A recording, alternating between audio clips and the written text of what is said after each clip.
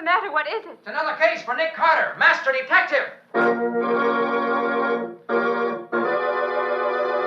Yes, it's another case for that most famous of all manhunters, the detective whose ability at solving crime is unequaled in the history of detective fiction. Nick Carter, Master Detective.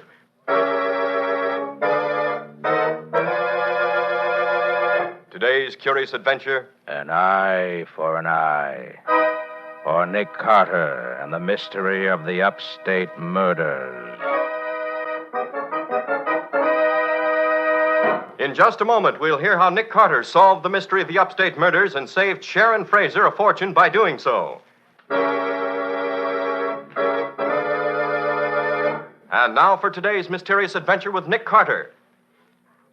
As we start today's story, we find Nick and Patsy just entering Lieutenant Riley's office. Well, Riley, what's on your mind? What do you want to see me about? Well, I'll make it short, Nick.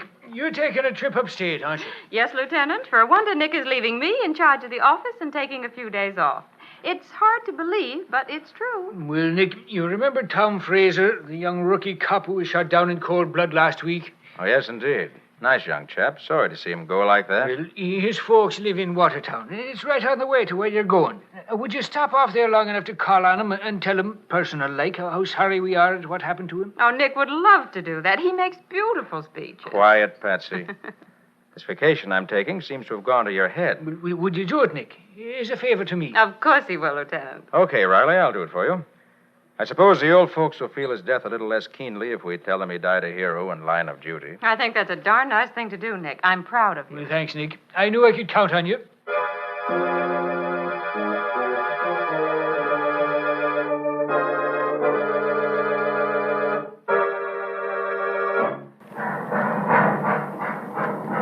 Can you take me to the Fraser place on Upper Main Street? I sure can, mister. Get in and I'll get going.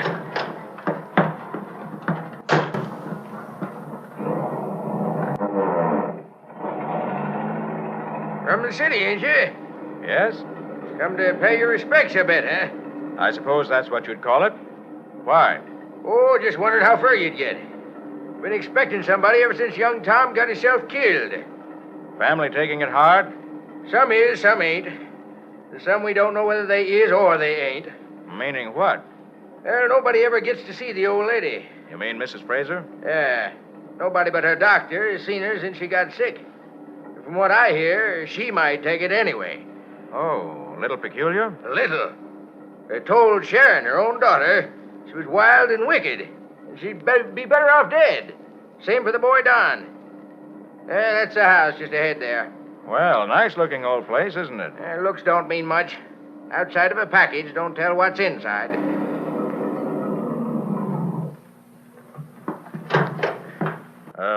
Wait, please. I'll be right out. No, I'll come back. But I'll only be a few... I said I'd come back, half an hour. Well, okay, but don't forget me. I won't. Don't you forget about me.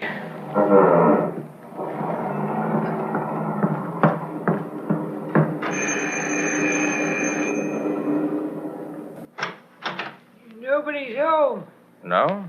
Who are you? I'm Uncle Roy. Who are you? I'm a policeman. Policeman Goody. Hey, steady there, steady. And it's a drunk you can't stand up. Hey, he's out cold. And I'll lay him down on... You ought to be ashamed bringing him home in that condition. I'm not bringing him home. I'm Oh, just... taking him out, that's worse. Look here, I'm Nick Carter, and I came I'm here... Sharon Fraser. What do you want? I have a message from Mrs. Fraser, from Lieutenant Riley of the Metropolitan Police. Oh, well, we've been expecting somebody. Come on, I'll take you to her room.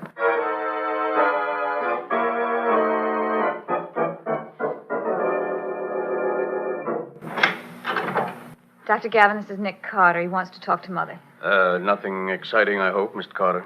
Just the condolences of the Metropolitan Police Department on the recent death of her son, Tom. Tom. Mrs. Fraser, Lieutenant Riley thought the world of your son, and he wanted me to tell you that Tom died in service to the people. You may well be proud of him. Proud of him. And the Lord said, Take now thy son whom thou lovest, and offer him for a burnt offering upon one of the mountains which I shall tell thee of. Proud of him. Oh, maybe you don't understand, Mrs. Fraser. Lieutenant Riley... Mr. Carter, suppose you come outside with me. Well, all right.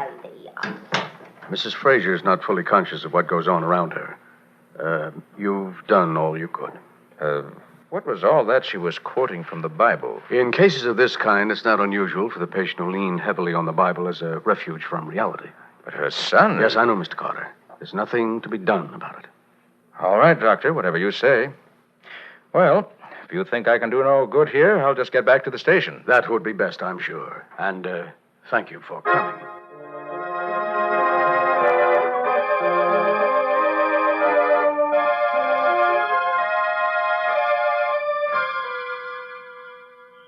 That taxi driver's long overdue.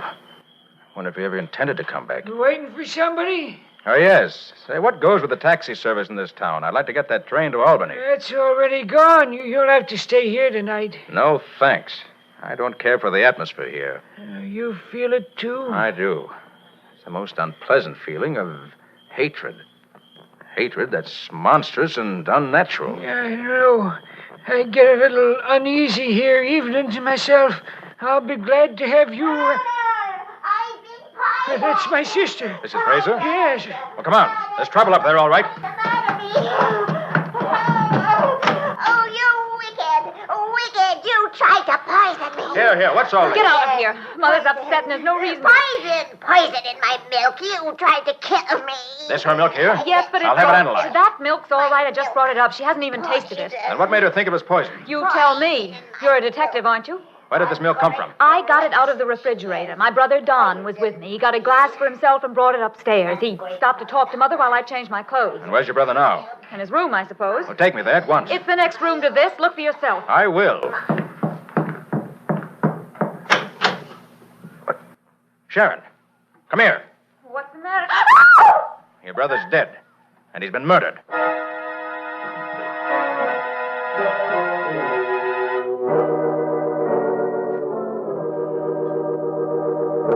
Mr. Carter, this is Mr. Welch, our county sheriff. How are you, Sheriff? Dr. Gavin says you don't think young Don Fraser died of heart failure. He died of heart failure, all right. Heart failure brought on by a generous dose of poison. I'm afraid Mr. Carter, being from the city, is used to dealing with the sensational. Probably. But since he makes the accusation, I'll have the coroner analyze the boy's glass of milk. That ain't necessary. It was murder, all right, and you know who did it? Sharon did it. You're crazy, Uncle Roy. No, I ain't. You're scared Alec Lord won't fall for you if you ain't rich and you want money so bad you're willing to kill for it. Why, you drunken old bum. You dare to say that to me. You probably killed him yourself. If we were all dead, you'd be the one to get... Stop it, both of you. We don't even know Don was killed. It's just that Mr. Carter here is... Oh, Alec, I'm so glad you've come. It's all right, dear. You, Alex Lord? That's right. Thought I'd better drop in before you city cops carted the whole household off to jail. I have nothing to do with this. This is off my beat. Don't let me slow you up, Carter. Don't worry, Sheriff, I wouldn't. But I'm getting out of here. Killer or no killer, I'd like to be getting to Albany. Where's the phone? It's in the downstairs entrance hall. You'll see it right at the foot of the stairs. Thanks. I'll close the door. Then I won't disturb anyone. Oh, don't mind us. We're leaving now anyway. Good night.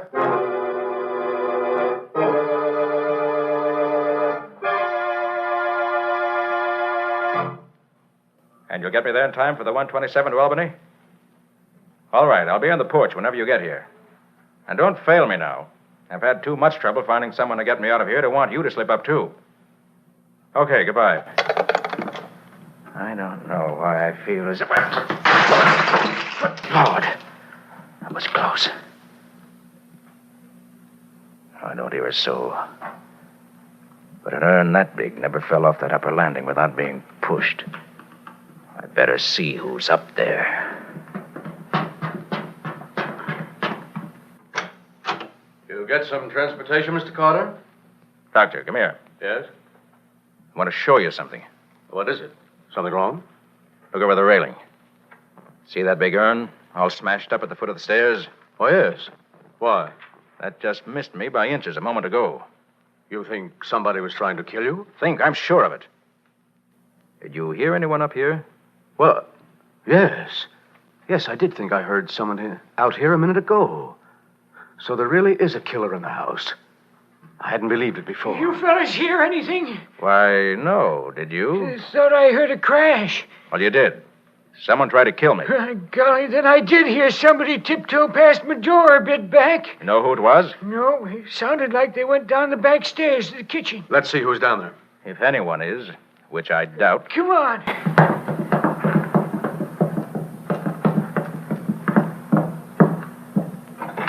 Not be safe a minute until he's gone. Don't worry. We'll make it so hot for him, he'll be glad to go. But, Alec, we can't. Miss Fraser, I've changed my mind. I'm staying for the night. You're staying here? Yes, I'd hoped I'd seen the last of you. you almost did, until someone dropped that oversized plaster vase at my head. It was a wonderful idea. I'm sorry it missed. Well, I'll show you where you can sleep. Come on.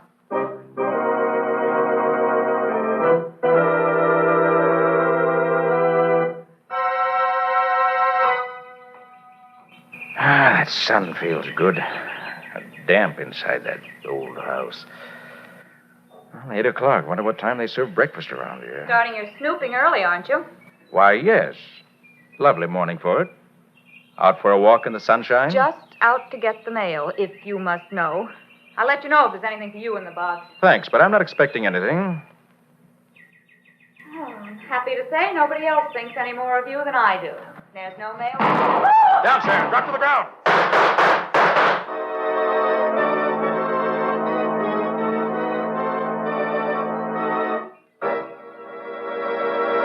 Well, this looks more serious. Is someone trying to kill Sharon, or is it Nick they're trying to get? And why? What is this to do with the hate that seems to rule the Fraser household? We'll see in just a moment.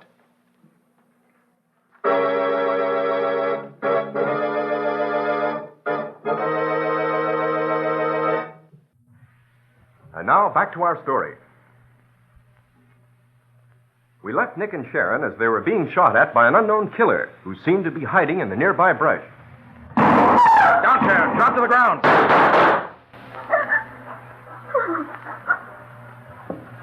He's gone now. You hurt? Not much.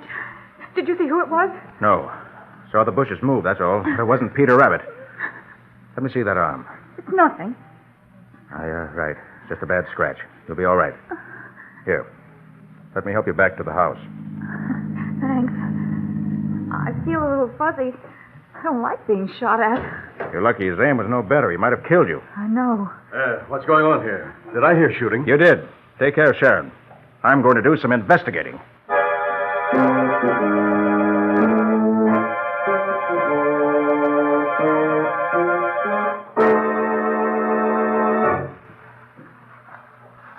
Hello there. Looking for something? Yes. Looking for a killer. A killer? Yes. And the man I'm looking for has my mark on him. I found blood in the bushes from which he did his shooting. Well, maybe that's the man I saw. What do you mean? Well, I was driving up the back road and I saw somebody in here.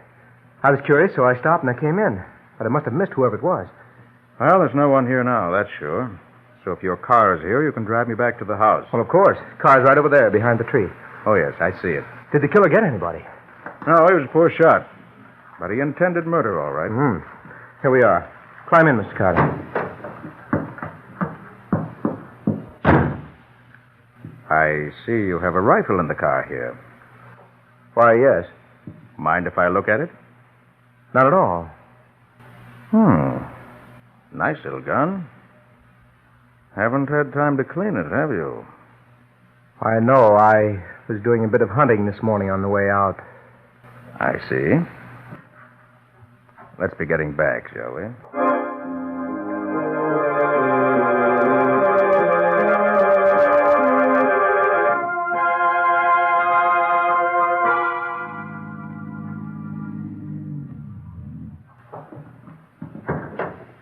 Well, that is a coincidence, Mr. Carter. Look there, just coming around the corner of the house. Uncle Roy with a rifle. I wonder what he's been shooting. Think I'll have a talk with him. Okay, I'll see you later. Hope he's not the one you're after. Get anything? No, didn't see a thing. Nice gun you've got there. May I see it? Oh, sure. Here you are. Nice balance. Yeah. Dirty, isn't it? Thought you hadn't shot it today. I haven't. I must have forgot to clean it the last time. Smells pretty fresh for that. What are you getting at with all them questions?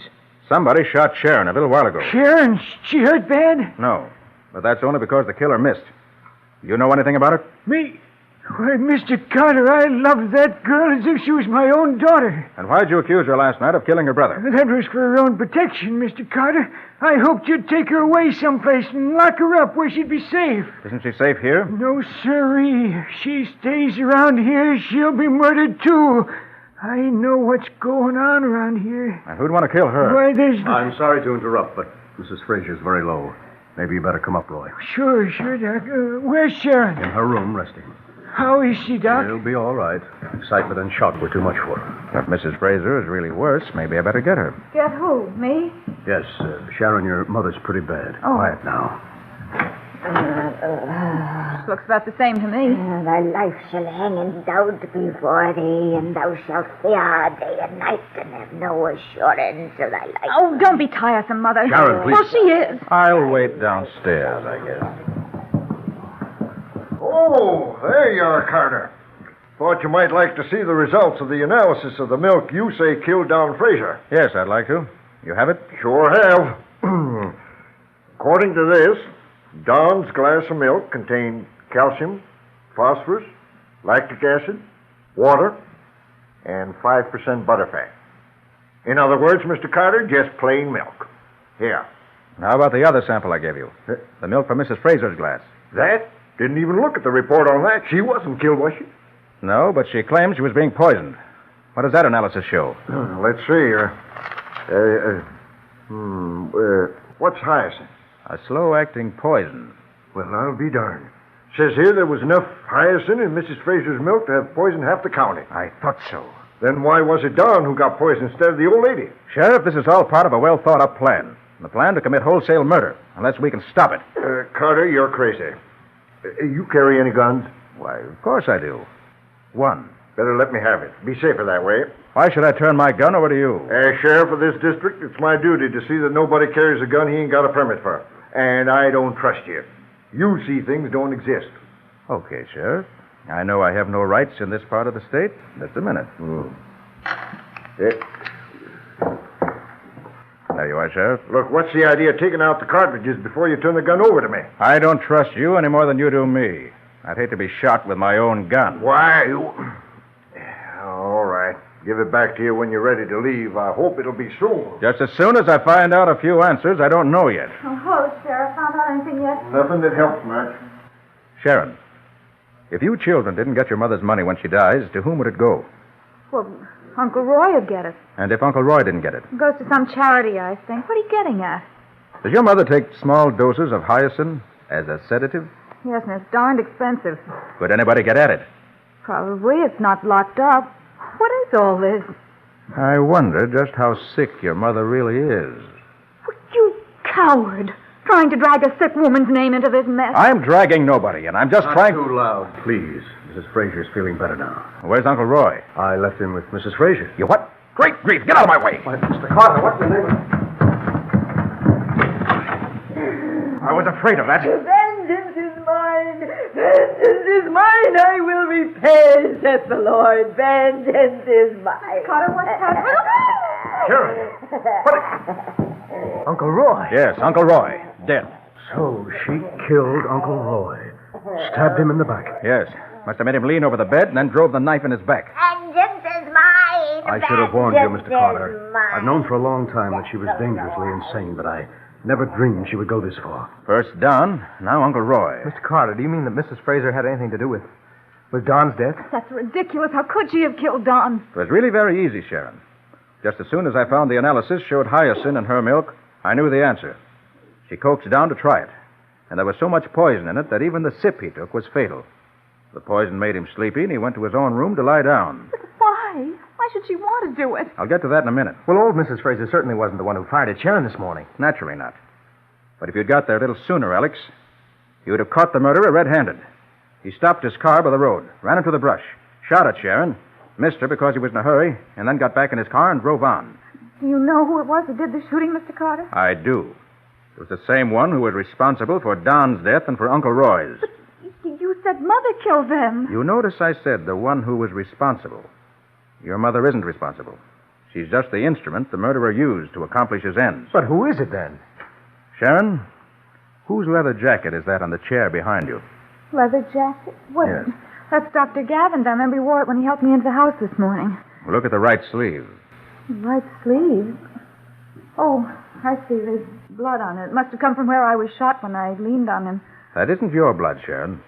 You'll find more blood inside the sleeve, which certainly couldn't have come from your arm. What are you getting at, Mr. Carter? The real murderer is the one who could best work on poor Mrs. Fraser's mind with drugs and suggestions.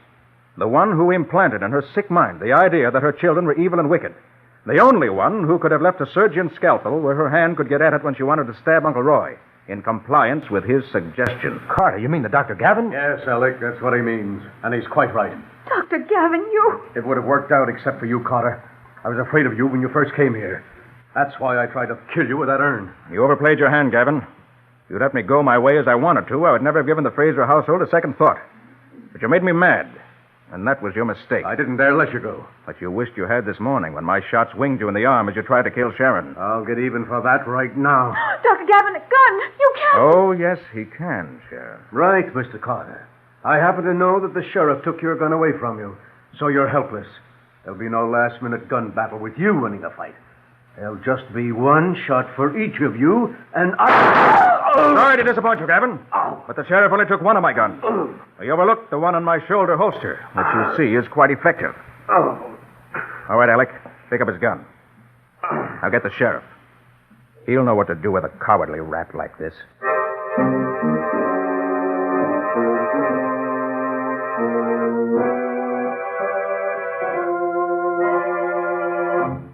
But I don't understand why Dr. Gavin wanted to get them all killed off. What did he hope to get out of it, Nick? Well, that was all brought out at the inquest, Patsy. Seems that this Gavin was an imposter. Never was a doctor. Got kicked out of medical school in his senior year for being mixed up in an illegal operation. He met old Mrs. Fraser a few years ago, and in some way convinced her that he was a great doctor. As far as I know, he had no other patients. He concentrated on her because he knew that she had over $1 million salted away, and he wanted it. But how could he hope to get it, Nick, even if he did kill off all the other heirs? Well, Patsy, remember I told you that after the children and Uncle Roy were killed, the money was to go to some charity? Yes, I remember that. Well, investigation showed that the charity that was to get the money was a phony outfit that Gavin had fixed up for the occasion. Oh. In other words, Gavin and the charity were one and the same thing, and existed only for the purpose of getting the Fraser million. That's a pretty clever setup at that. Yes, but Gavin forgot one thing, though. Well, what was that? When he was whispering biblical quotations to the old lady, he should remember the one that goes, an eye for an eye, a tooth for a tooth, a life for a life. Oh, I see what you mean. That's the one that applies to him right now. A life for a life. Too bad he missed that one. Well, how are you, Patsy? Any word from Nick? Oh, just a minute, Nick. Oh, hello, Lieutenant. I'm talking to Nick right now. Oh. Want to say hello to him? Well, sure. Why not? Nick, Yes? Lieutenant Riley just dropped in. He wants to say hello to you. Hold on. Nothing doing. That's one reason I came up here for a vacation, just so I wouldn't have to say hello to Riley. Oh, but Nick... Bye-bye, Patsy. See you when I get back. Well, he couldn't wait to talk to you, Lieutenant, but he said to give you his regards anyway.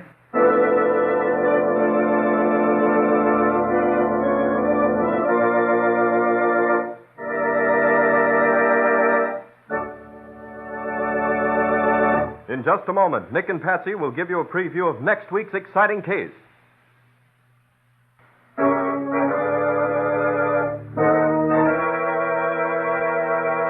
And now let's hear from Nick Carter himself.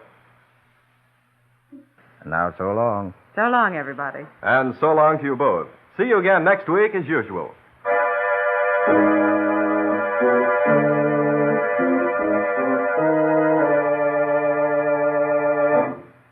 Lon Clark is starred as Nick with Helen Choate as Patsy. Original music is played by Lou White, and the programs are written and directed by Jock McGregor. This is Ken Powell speaking. This is Mutual.